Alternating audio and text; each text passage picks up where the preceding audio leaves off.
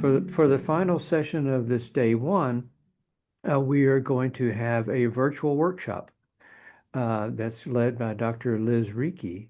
And this is, you've heard us talk about earlier about the Slakes app that we worked with initially with the University of Sydney. They had initiated it, and we stepped in and helped work with them to refine it and improve it, and really test it across North America.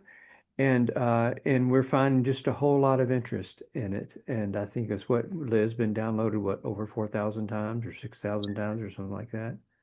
I think the last time we checked, Wayne, it was over 7,300 times Over now. Yeah. 7,300 times. It's just every time I ask, the number goes up. And so people are really taking off with it. And you may know, well, Liz, I don't know if you're going to get into this or not, but I just want to make sure that people know that when we were looking at that's conducting this North American project to evaluate soil health measurements, comparing all these soil health systems with some type of conventional system at each of these 124 sites, there were like four different aggregate stability methods that you compared at each of those. Is that right, Liz? Yeah. And Yep, and we'll be getting so, into that a little bit of that today. okay, good, good. So this is very, very heavily vetted, and so it's really it's been published and all that kind of stuff. So I'm going to turn it over to Liz. Liz is not only our program director, leading a number of programs, but she is also our soil microbiome scientist. And so, Liz, I get the feeling that we really need to make sure that you connect with Michelle D'Souza from McCain Foods for that last panel. I think you two might have plenty to talk about with her interested in the Most microbiome certainly. too. Yeah, good. All right. So I will go away for now, and then I'll be on at the end. And so I'll hand it off to you, Liz. Great. Thank you so much, Wayne, for the introduction. Let's see. I've got a few slides to kick things off, and then after that, we'll be getting, as Wayne mentioned, into a live Slakes demo. And then we'll wrap up with some of the work in progress that's been done with Slakes at the Soil Health Institute. Before I get into the slides today, I did just want to mention the work that I'll be sharing. It really does take a community to build things like the Slakes Aggregate Stability app. And I really just wanted to thank former employees at the Institute, Dr. Nate Looker and Dr. Brian Stevenson, as well as my current colleagues, Dr. Ginny Bauer and Cade Flynn, for all of their hard work that's gone into making this such a great app. Let's see here. All right. So to begin, when we think about assessing soil health at the Institute, we really think about two different things. The first thing we think about is the management that we've chosen moving towards a healthier soil. Are we progressing along our journey? And the second is our soil performing each job to the best of its ability? And when I mean job, I'm really thinking about functional outcomes. So everything from storing and cycling carbon to water infiltration to suppressing disease and pests. But we know that a lot of these functional outcomes are often very difficult to measure on their own. So instead, we look to soil health indicators to get an idea of how these functional outcomes are linked to things that are easily measurable. So the three functional outcomes that we'll be talking about today and linking to aggregate stability is water storage, water infiltration, and erosion resistance. The photos on the right might look familiar to you from Wayne's presentation earlier today, where we have identical soils from the Pacific Northwest. Right, these photos were captured right after a rain event, a heavy rain event, and the photo on the right, on the left, excuse me, is a conventionally tilled wheat fallow system, where the photo on the right is a perennially managed grass system. And what we see is the extreme importance of soil structure and its influence in storing water, infiltrating, and making sure erosion is minimized. So getting back at that idea of well-structured soils being able to do so many fantastic things for our soils, we know that well-structured soils increase infiltration, they facilitate favorable nutrient cycling, so many great things. But as I mentioned before, like soil structure, or like these other functional outcomes, soil structure is difficult to measure. So instead, over the past 90 years or so, aggregate stability has been used as an indicator of soil structure. It's great because it is a simpler test to manage, and it's also sensitive to changes in agricultural management, whether that be differences in residue retention, decreases in physical disturbance, or increases in living cover. And I'd like to note that this isn't a new indicator.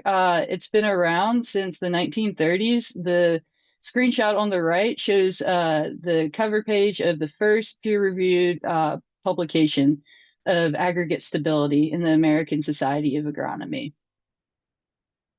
So over time, there's been quite a few developments and different methodologies made by researchers and commercial labs to get at easier ways to measure aggregate stability. So that paper that I mentioned from the 1930s is what is commonly called the Yoder method. And what we're looking at with this is a fraction of stable aggregates remaining after being submerged in water and mechanically dunked up and down. So the photo on the right, within each of those PVC pipes is a soil sieve. There's soil, air-dried soil that is placed on those sieves. They are then dunked up and down in vats of water, and after that dunking period, the remaining fraction of aggregates is measured. So this method is still around these days.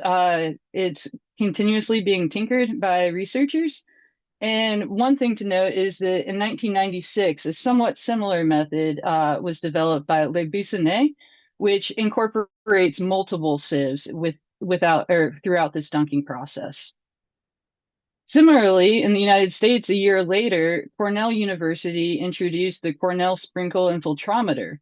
And so this device gets at more of, a simulated rainfall. So you can see in the picture, the tank uh, above the apparatus holds water.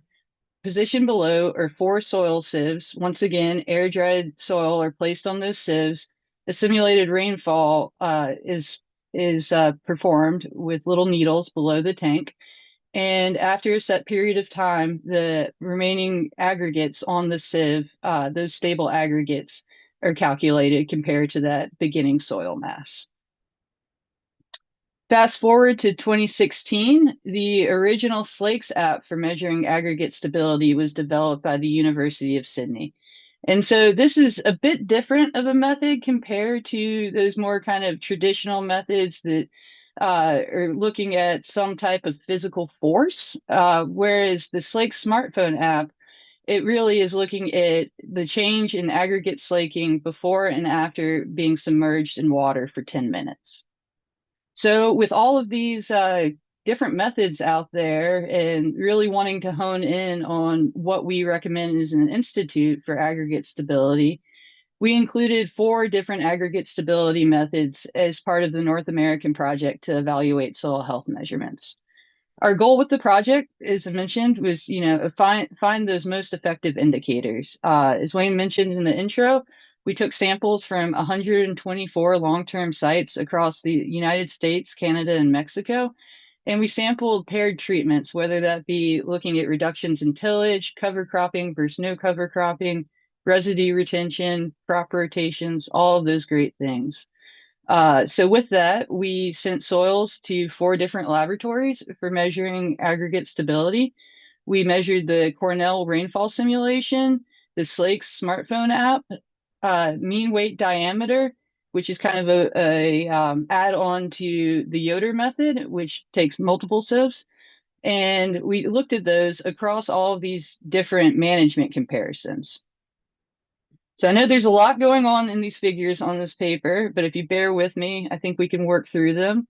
What these figures are showing is responses to four different soil health management practices. So on your x-axis, we have percent change due to adoption of that practice. So for instance, in the top left corner, with residue retention, we were looking at paired treatments that either had their residue retained or their residue removed. For organic nutrients, we looked at whether those nutrients or organic nutrients were applied or if it was only inorganic nutrients. Similarly, for cover crops, we looked at differences in how soil health changed, aggregate stability changed when a cover crop was applied compared to no cover cropping. And then lastly, with decreased tillage, we looked at pairs of different tillage intensity. So we compared reduced tillage to no-till, intensive tillage to reduced tillage, all of those different levels.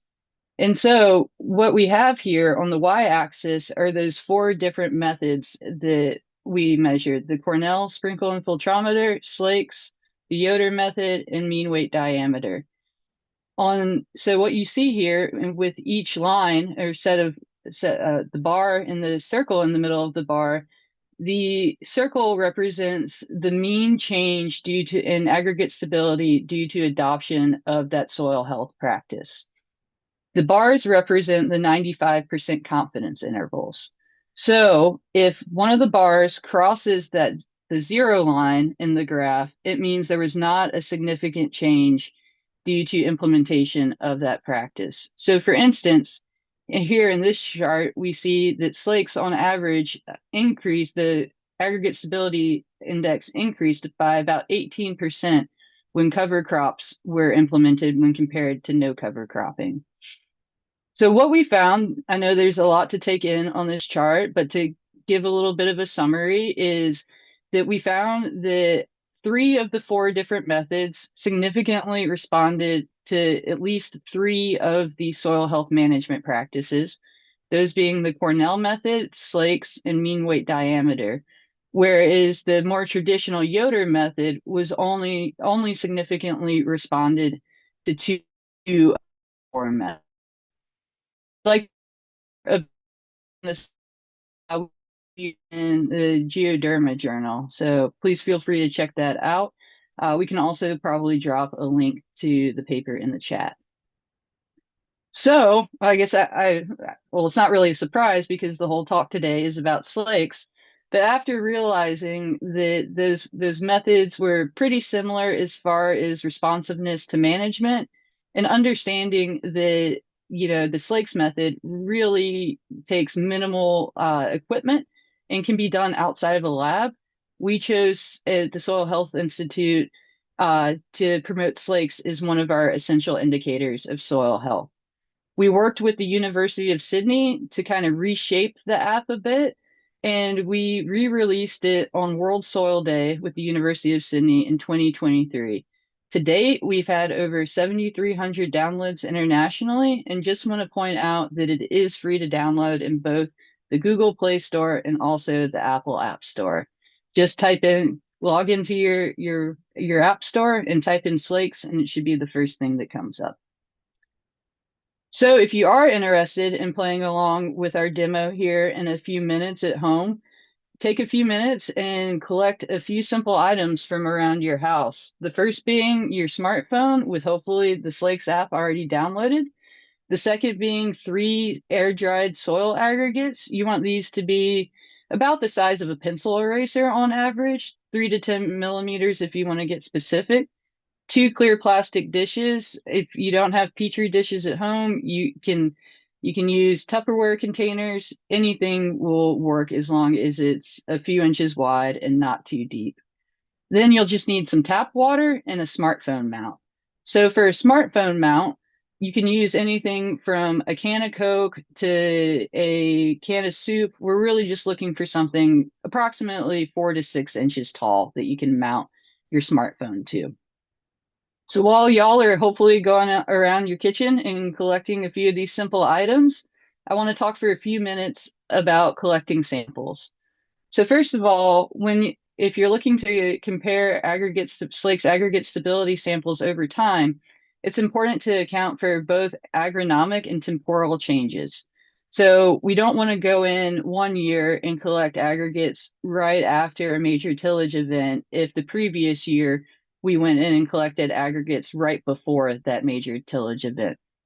Also, it's really important that you don't collect aggregates when the soils are saturated. You want to be able to break those aggregates gently apart with your hands, which I can tell you from experience is impossible in saturated soils.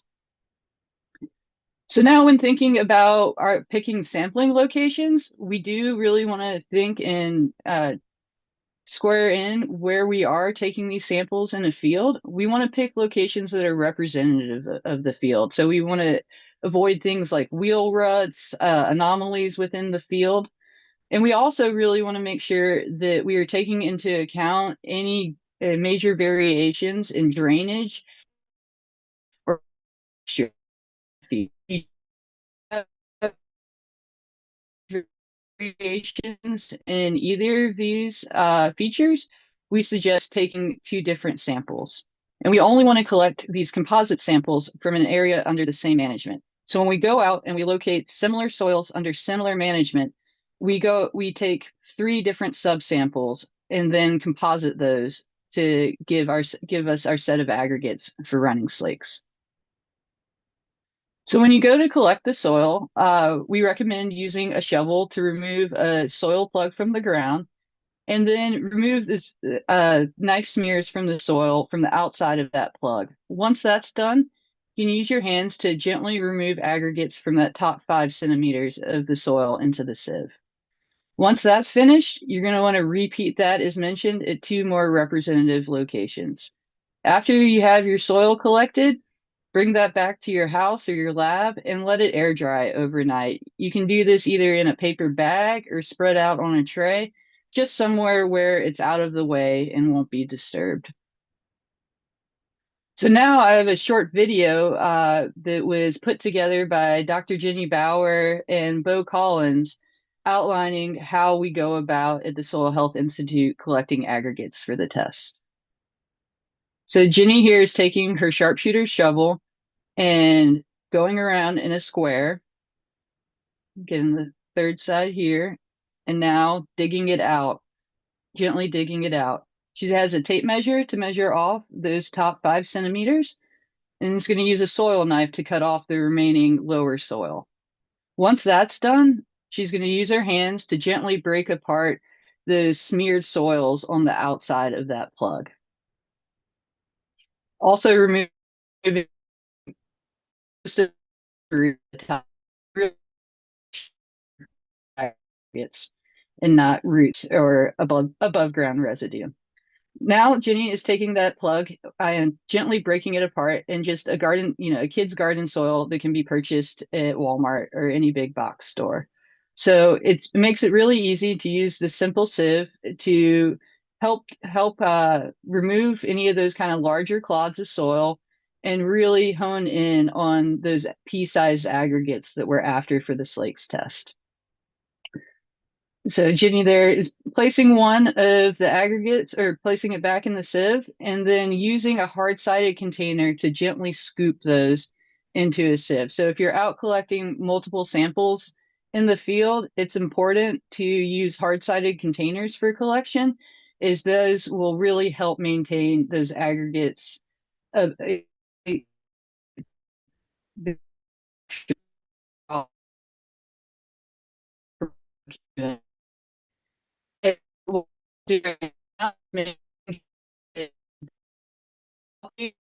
is completely with so Jenny that immediate. I'm going to stop sharing my screen and switch over to a different camera for our live demonstration.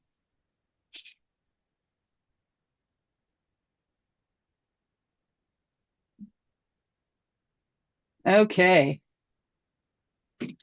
Hopefully you guys can all see our setup over here on the other side of my home office / lab. Yep, we are seeing it.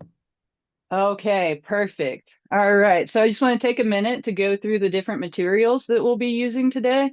The first is my Android smartphone with the Slakes app downloaded.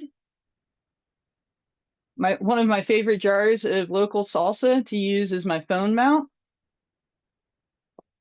I have my air dried aggregates here in a little dish to choose from. I have two clear plastic dishes. I'm going to use the top of a petri dish as well as the bottom of the petri dish for this test. And then I have a little container here full of water for the test.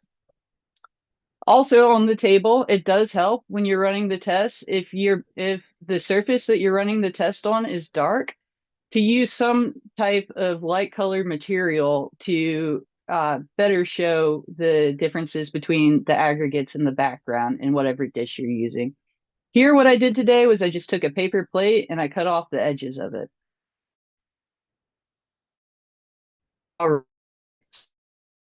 right. Up the Slakes app. Let's see here. One thing to note, I did put my phone on airplane mode, so hopefully your mother doesn't call you while you're doing a live demonstration. So now I have the Slakes app up, and I am going to go ahead and click Start Aggregate Stability Test. It's then going to prompt me for a sample ID. I'm going to type in demo, and it's going to go ahead and initiate the camera for the first picture. Before we do that, I'm going to take a piece of tape and mount the camera to my jar of salsa.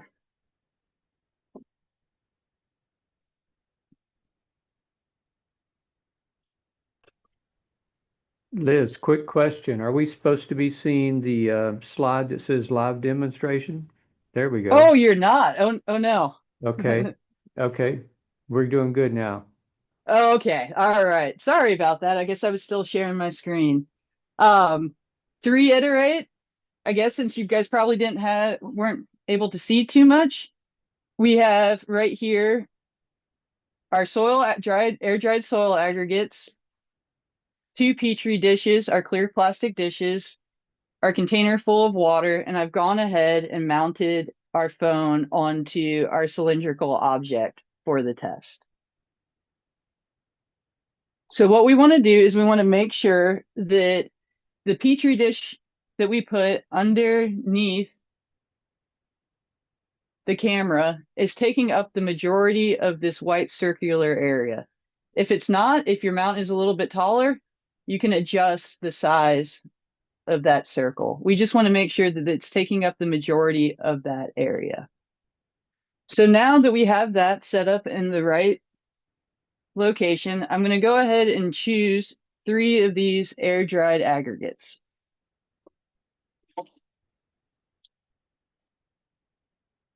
And we're going to place these aggregates in the container one at a time. And we really want to think about spacing them both equally distant from each other, as well as from the sides of whatever container you're using. So after we dump the water in here in a minute, we don't want those aggregates to slake into each other or into the sides of whatever dish you're using. So once you feel you have the aggregates set up pretty well, you can then go ahead and push the shutter button. And what it's going to do is bring up a mask of the photo that you just took, and you're going to use this green slider bar to adjust that mask so it's just capturing those aggregates. I'm going to click OK. And now the app is going to instruct me to remove that dish out of the view of the camera, place your second clear plastic dish,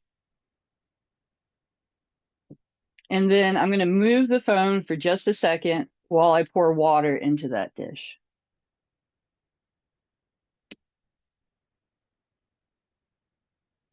Okay. So when we pour in the water, we really just want to make sure that it is going to be deep enough to cover the top of that sample that you're about to put in.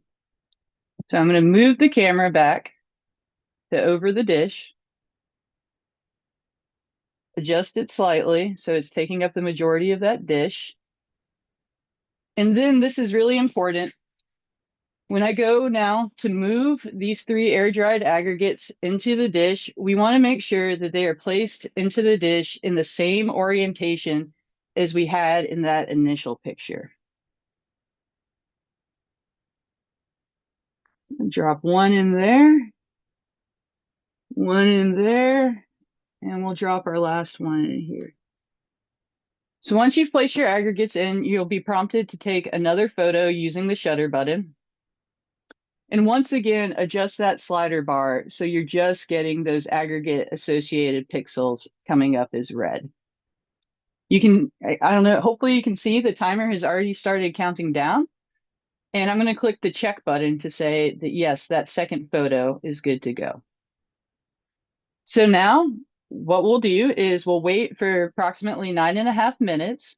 And after 9.5 minutes, we'll come back and see that the app automatically takes a third and final photo and then calculates our aggregate stability index from those different photos.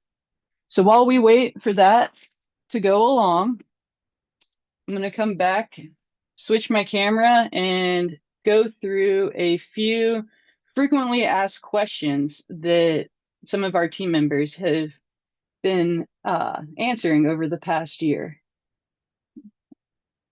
Let's see here. All right.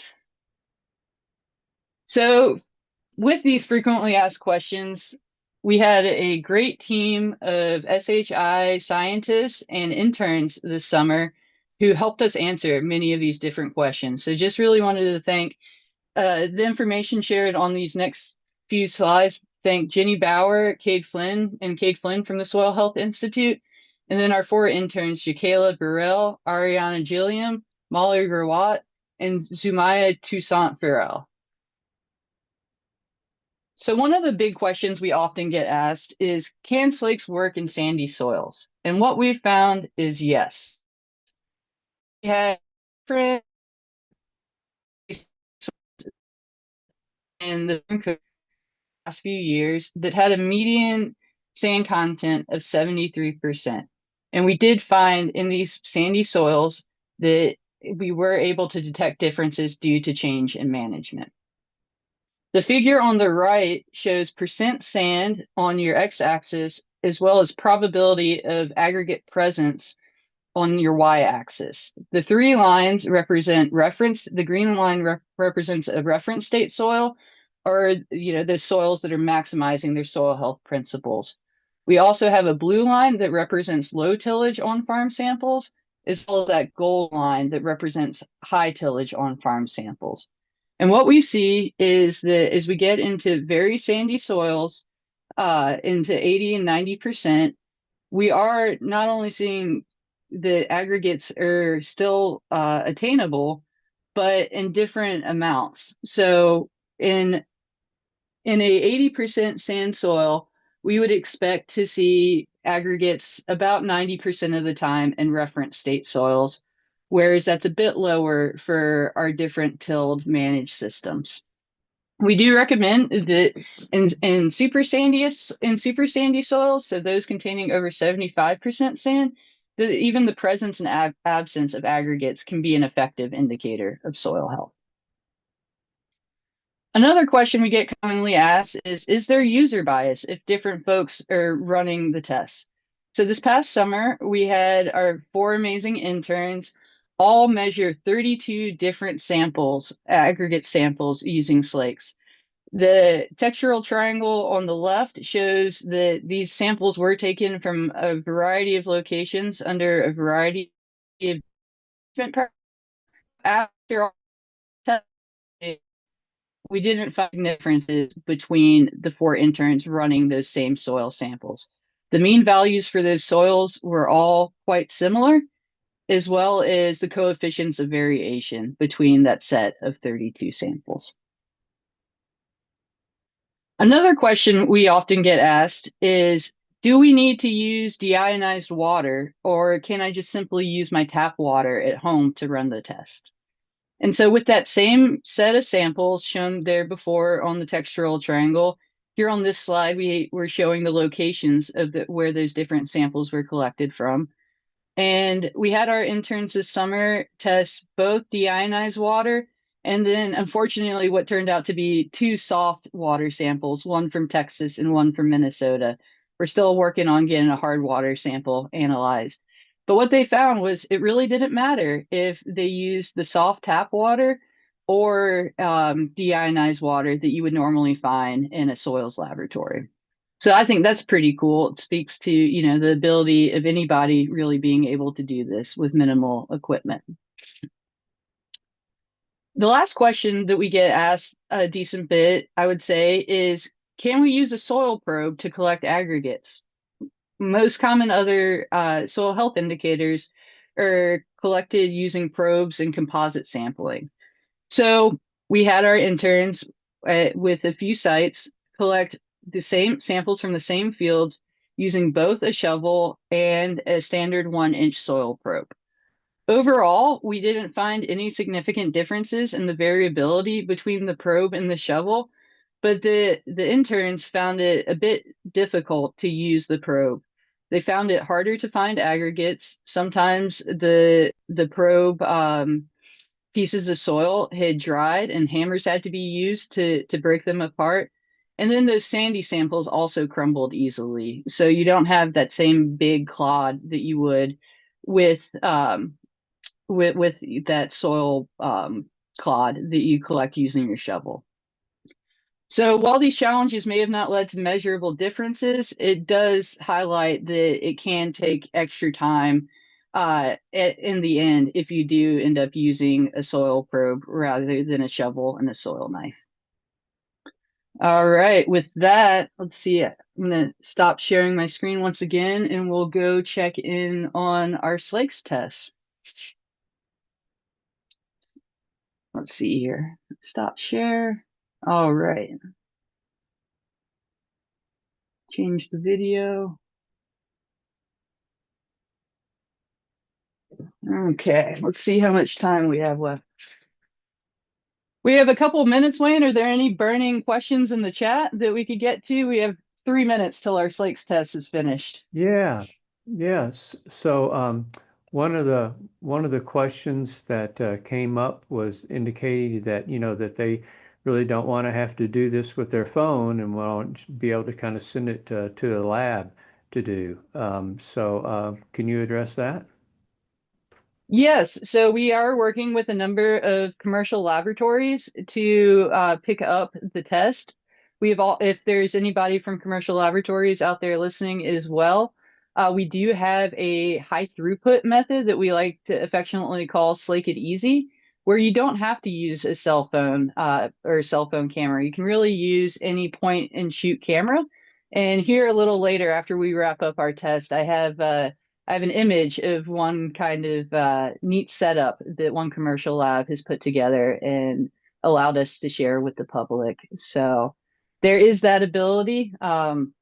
Unfortunately, not getting into that too much today. Good. All right. And then there's another question, basically about asking about the scale of being measured between 0 to 1, kind of what that indicates. Sure. Yep. So the measurement is the aggregate stability index from 0 to 1 is a unitless ratio of those pixels from that initial air dried image associated with soil to that final image that we'll be taking here in about a minute and a half. And so with that, it's just so you're dividing that initial image to that final image. And so the more that aggregate slakes, the smaller that number will be. So higher numbers represent more stable soil, and those lower numbers represent soils that are more prone to erosion. Within that, though, it is important to measure samples that do have similar soil textures, as soil texture does influence the amount overall of how much an aggregate will slake. Good, good, thanks. And then just so that other people are aware, one of our other scientists, Jeannie Bauer, posted in the chat a link where you can find out more information about using a webcam or other type of digital camera for doing this type of work. And I guess some of the R code and stuff is there also for making the calculations. So you might want to check out the response from Jenny Bauer in the chat if that's something that you want to pursue. And I'm sure Liz would also be happy to follow up with you, and so you could check in with her too. Let me see. Well, I I think think, we're about at okay, time, Wayne. We've we'll got 10 go. seconds left. Go for it. The Well, I'll final countdown. hand it back off to you. All right. I'll see you in a few minutes, Wayne. Thank you. Hmm? All right. So we've counted down. And once again, hopefully you can see that we want to adjust our slider bar to only capture aggregated pixels. Make sure that those are all red.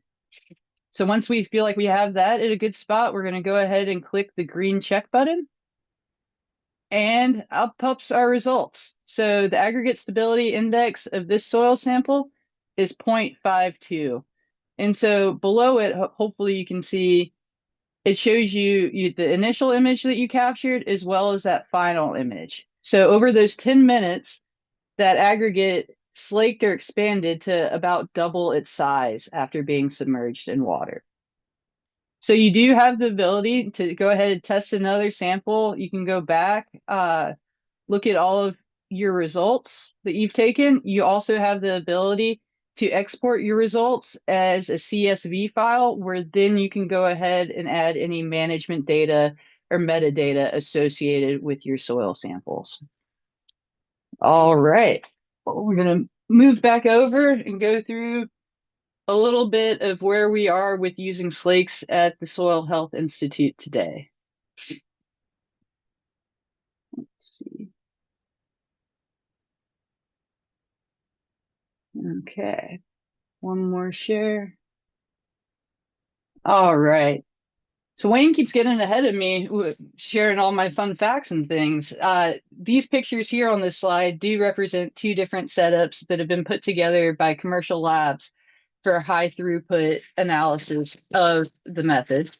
And really what the common thing between the two setups is we have a camera mounted on a roller bar above lit backgrounds to place your Petri dishes on to maximize that difference between your aggregate pixels and your background. So what these labs do is they place these Petri dishes in a row. They can start a test, take their photo, and then just slide the camera along to the next spot in their setup. Once they've collected all of these images, as mentioned, thank you, Jenny. We've developed the Slake It Easy R package, where instead of using your phone and that slider bar and the mass to look at those aggregate associated pixels, this R package takes the place of that. So between running the test and then processing the images and talking with commercial labs, they've told us that they can run between 20 and 24 reps per single technician per hour. So really, it is much more inexpensive than those more kind of traditional methods for these commercial labs to run, really helping them and us scale the measurement. We really like this newer version, updated version, because as mentioned, we don't have to use the app. It really just relies on those photos collected at the beginning and end of the app. We're not looking at that continuous fitting of the Gompers function that was originally included in the Slakes app. So really kind of scaling down what's needed and giving folks the tools to be able to scale this measurement.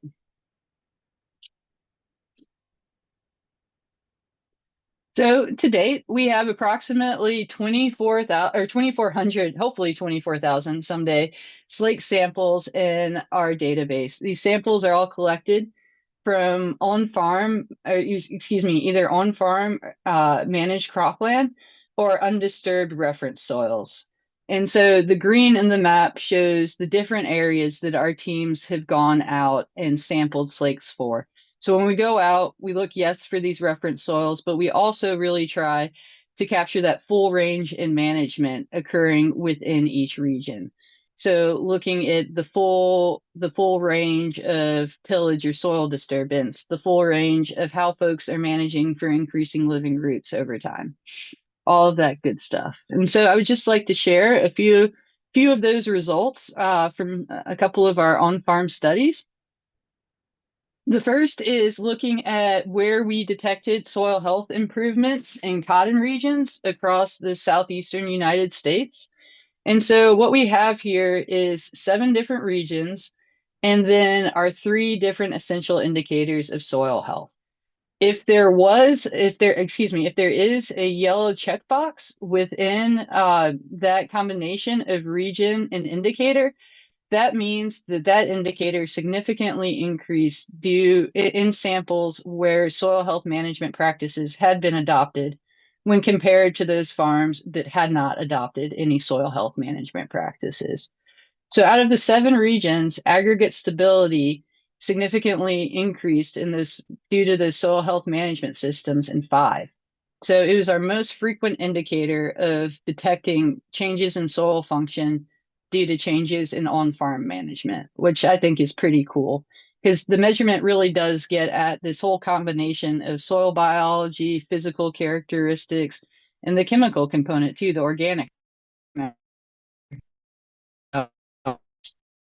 A really great indicator to help tie things together.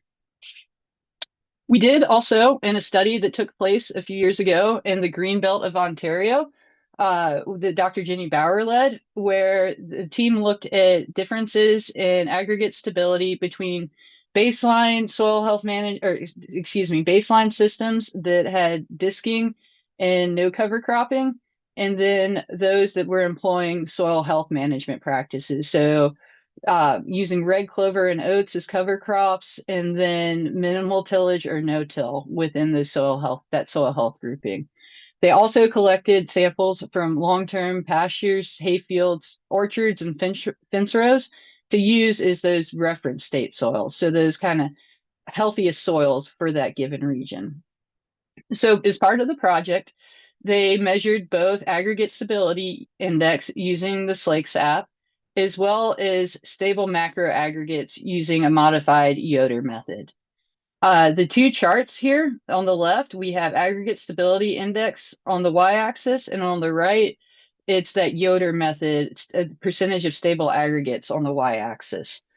The x-axis for both of these charts is exactly the same. It's percent clay content. And those 3 lines represent modeled values across this range in clay. And the main takeaway I want to get at is that using the Slakes app, we saw distinguishable differences not only between those reference state soils in our cropland, but we saw differences, significant increases in those fields managed for soil health with soil health practices compared to those baseline systems. We did not see that difference between baseline systems and soil health management practices when using that Yoder method. So really, what we see is the Slakes app is picking up, detecting those kind of finer changes in those soil functions compared to that more traditional value. I did also just want to highlight real quickly a few of our different international collaborations that we currently have going on. We're working with Nuru, Nigeria on a pilot project to sample smallholder farms. Similarly, we're working with WWF India on a pilot project. This past year, I had the amazing opportunity to go to a conference with the Food and Fertilizer Technology Center for the Asian Pacific. So we're actively working with them to understand how slakes and soils from that part of the world react. And then finally, we're working with the Chilean Agricultural Institute to better understand how aggregate stability and slakes can be used in potato systems in Chile. The photo on the right, I'd tell everybody to go out and give a read later in the day. This was just published in Soil and Tillage Research.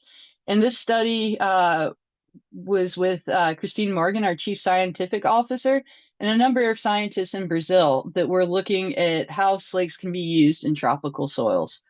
If you are interested in working with us and testing soils in a different part of the world, please reach out. Shoot me a note. We can figure out a way to collaborate. So, all in all, the main takeaways from today's talk is Slakes is a scalable aggregate stability method that is sensitive to management. We've proven that on farm as well as on research trials. It is a good reminder that you do need to account for inherent soil properties when interpreting. And I'd advise you, if you're less familiar with your inherent soil properties, reach out to a local extension agent. They'll be able to help you flag what really needs to be accounted for.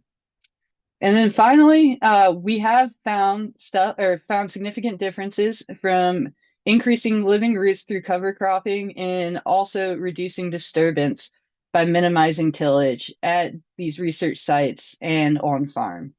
So with that, I'd like to thank everybody. Please reach out to collaborate. As we mentioned, we want to see this in the hands, hopefully as many people as possible. Um, with that, we do have some kind of next steps that are brewing internally. We are currently pursuing ISO certification and adoption by the United Nations Food and Agricultural Organization Global Soil Lab Network. So that's been a big thing that we're looking to finish up here over the next few years. Next, we definitely would like to translate the app into additional languages to remove that barrier for users. Eventually, we would like to add the ability to enter in management and metadata directly in the app, whereas now you have to, export that CSV file. I think that would be a really nice addition. And then finally, we'd like to be able over time to help hopefully crowdsource citizen science Slakes data through a soil health portal that we're developing. And I think Mr. Cam Ogilvy will be talking to you a bit about tomorrow. So tune in to learn more about that. Lots of exciting work in progress at the Institute. And with that, I really just want to thank a lot of our different funders that have supported this work. Before we do that, it really does take a village to make things like this Lakes app. So I'd like to thank all of our present and former staff, all of our partnering scientists on the North American project, giving us the ability to really, validate slakes as a essential indicator of soil health.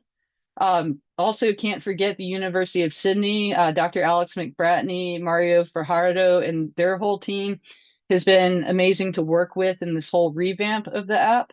And then finally, the gracious financial support from the Samuel Roberts Noble Foundation, General Mills, the Foundation for Food and Agriculture Research, and the Gordon Foundation.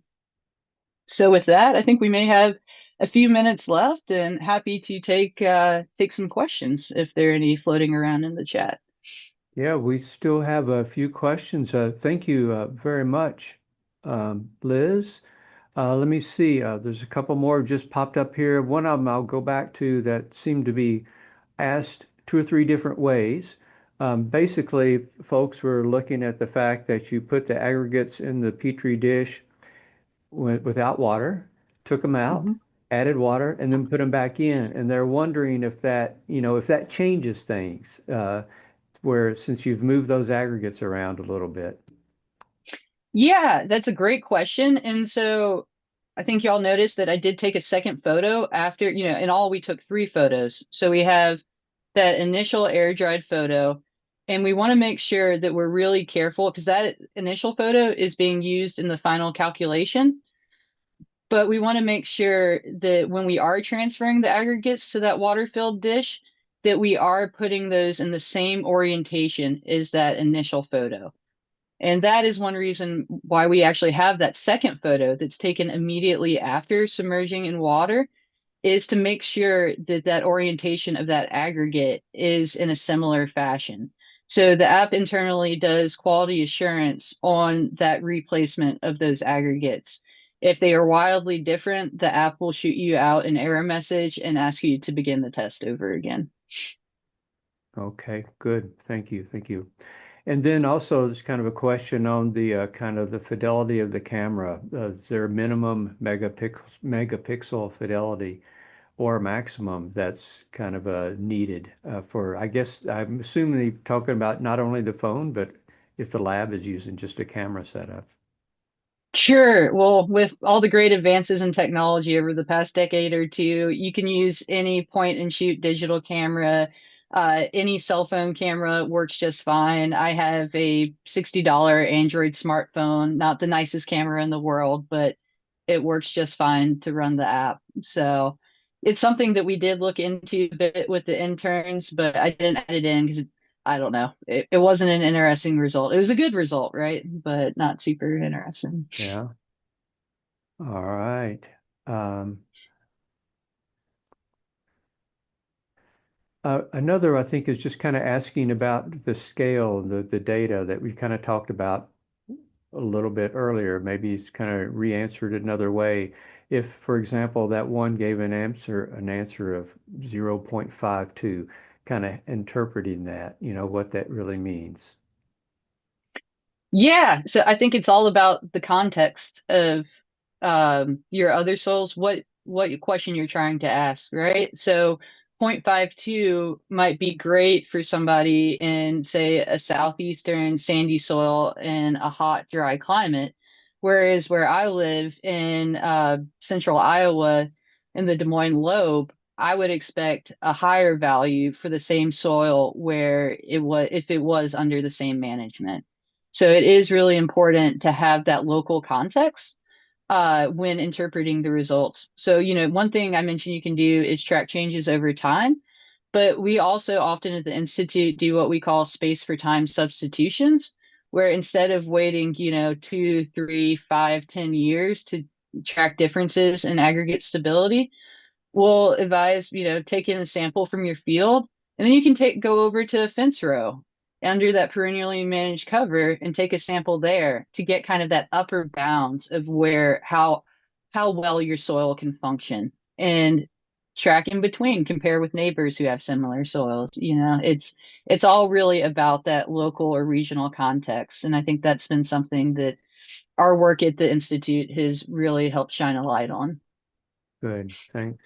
And you addressed, kind of the issue that people have historically asked about and because of issues that they had run into with, using sandy soils, that Mhm. this has been demonstrated. I think your data was showing greater than 75% sand is still very effective, which is a very, very sandy soil. Um, but someone also was asking now about clay soils. Uh, Mm. yeah. Do you have any data or experience there on whether or not the Slakes app is effective in distinguishing management changes in heavier clay soils? It does. Yep, we've definitely tested in heavier clay soils. Don't get the question as much, but I would say it definitely the methodology works quite well. The one thing I would note though, if you are looking to measure the test in a high clay soil, that when you go to collect your sample, go ahead and break up those aggregates sooner rather than later. If you leave a high clay soil clod sitting around, it can be really tough to go back and break up those aggregates after that clod has dried out. Another thing to mention is that those high clay soils, they are going to slake inherently more than those high sand soils. So when we think about adding that water within our soil, those sand particles tend to drop vertically down in the water column. Whereas those clay particles, they slake, flocculate out, and really expand that soil.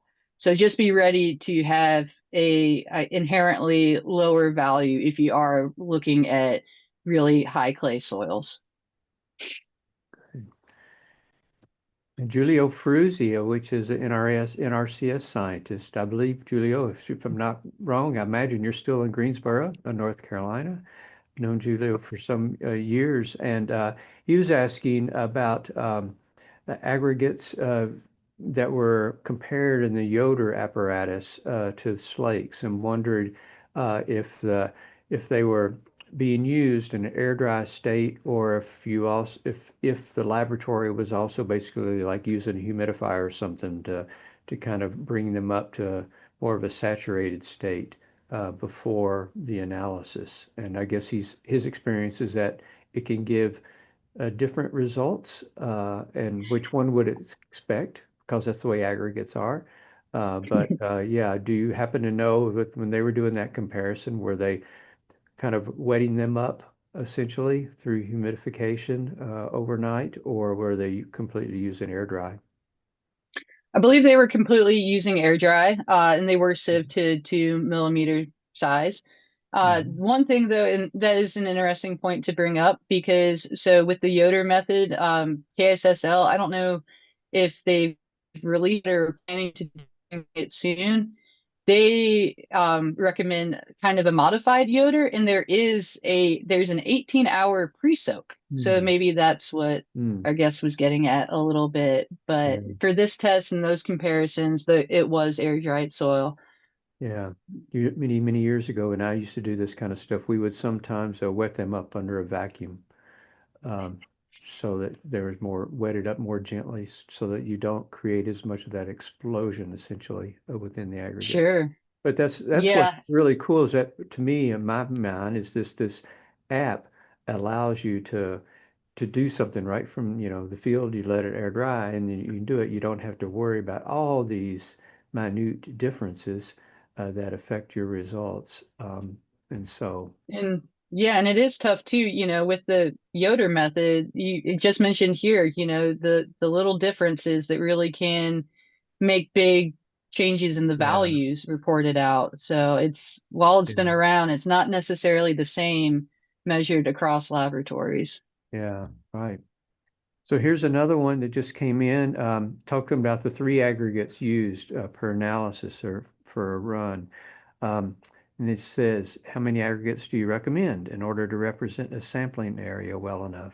I guess the answer is it all depends, huh? It does all depend. But yeah, Mhm. so I guess if we can define a sampling area Mhm. is under similar management and similar inherent soil properties, Mm. then we do recommend collecting. So when you're collecting your sample, uh, collecting soils from three different plugs, representative locations within that management zone and soil type, and then combining those as your composite sample, and then selecting your aggregates out of that composite sample for the test. So with uh, using the three aggregates. And then if, you're looking to, run stats down the line on your Slakes results, we do recommend running the samples in triplicate and taking an average value from those three Slakes runs. Yeah, yeah. So it does. It all depends on your inherent soil properties, how many soil, what soil variability you have in a given field, what answer your question you're trying to answer, right? But yeah, Mm-hmm. good. All right. Well, I think a couple of people have also just kind of made comment about the interest and opportunity for citizen science here with this. Have any thoughts on that? Oh, I'm calling it phase 4 for our soil health portal, Wayne. I really want to see our app be integrated with this portal that we're working on developing to where somebody can run a Yeah. test at home, click, apply your results to our data anonymized database, and then view how they compare to their peers Mm. within their same region or same cropping system. So stay tuned. We're on it. It's on the radar. Great, great, very good. Well, we'll go ahead and close it out with this. Thank you so much, Liz, for a very interesting demonstration. And I can tell by all the questions, there's a lot of interest here, a lot of excitement. I know we have a lot of excitement at the Institute because so many people like you are showing from Nigeria, India, so many places, a lot of places that are having, don't have as access to labs as much. And the important application this can have, particularly in those situations, is a good indicator because aggregate stability is one of those physical indicators that kind of combines a lot of things, right? Biological activity and just the management practice, the physical properties that are really reflective of so many different things. So thank you very much. I appreciate it. And thanks again to our partners, the University of Sydney, that worked with us to refine what they had initiated. And um, so I'm going to kind of close this part of the day out now and just say before we kind of move on, I want to just kind of reflect a little bit, in my opinion, and I hope you agree. I think we've had a great first day. We do have a second day coming up, but for this first day, I thought it was just really wonderful to hear from farmers, not just in the US, but also in Canada. Hopefully, in the future, we'll have more represented from other parts of the world too. on these types of panels. But it was just wonderful to hear from them. Some of the kind of the key things that jumped out at me was one that Kate, the farmer Kate Vanderzag up in Ontario, said it's really kind of a change of mindset. Uh, it's not just trying to look at it a practice, but kind of a change of mindset. And I love Lance's, he's a not Idaho farmer, his comment about even before they were thinking about measuring differences in soil health, they were seeing it. It's like just the powers of observation, they were actually seeing these changes. And I believe it was Kate that really emphasized that too. Yeah, with just their harvesting equipment and things like that, that they could tell a difference in soil health even without having a given measurement. But of course, the value of measurements, it's a way we can quantify. It can quantify our progress. It can quantify how healthy something can get. And so help us, monitor that change towards that improvement. And so that's a real value in the measurements there. But then our other session that we had on the qualities of effective soil health outreach programs, I loved having not only all the expertise in there in that program, or that session, I should say, um, with designing and developing and implementing outreach programs, but also I thought it was really strong to have a sociologist on that panel that brought in that additional perspective of the sociological influence of that decision making when you're looking at changing the management practices. And then the previous panel right before this one here on the engaging brands for scaling soil health systems, I just really got a lot out of that one too, and I hope you did. I have to think that you also got a lot out of it. Um, one of the comments that I wrote about that was like I believe it was Michelle said something about McCain's is hoping to make regenerative agriculture an easy choice. And so they're able to demonstrate the value, and so that farmers, want to do it. And that's very much aligned with what we are seeing and hearing from farmers too. And it's a very similar way Jennifer at Cargill mentioned that their farmers that are participating in their programs they really want to keep on doing it because they're seeing those benefits, those beneficial changes in their soils and what it means to their yield and being able to reduce inputs and those types of things. And so it was really nice thinking about how the brands and those other organizations, the critical kind of linchpin that they can provide, for supporting that adoption of farmers and ranchers in using these practices. And so then, of course, we finished out with the demo that we just saw from Liz, and I was really excited to see so many questions on that, so much interest in that. So before we go, I would just remind you that those of you that want the continuing education unit credits, hang on. There will be a QR code shown for that. And please remember everyone, we do also have virtual poster sessions going on right now until 5 o'clock Eastern time. And so most of those presenters should be there now. And so you can go to their poster now and visit with them and exchange information, whatever, ask them whatever questions you want. And so that'll be going on for the rest of the afternoon until 5 o'clock Eastern time here. And that session will begin again tomorrow at 8 a.m. Eastern time before this type of oral presentation begins at 10.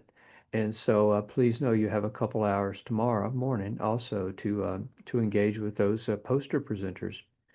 And so with that, I'm going to close out the day and thank you all so much for joining us, and we look forward to seeing you tomorrow.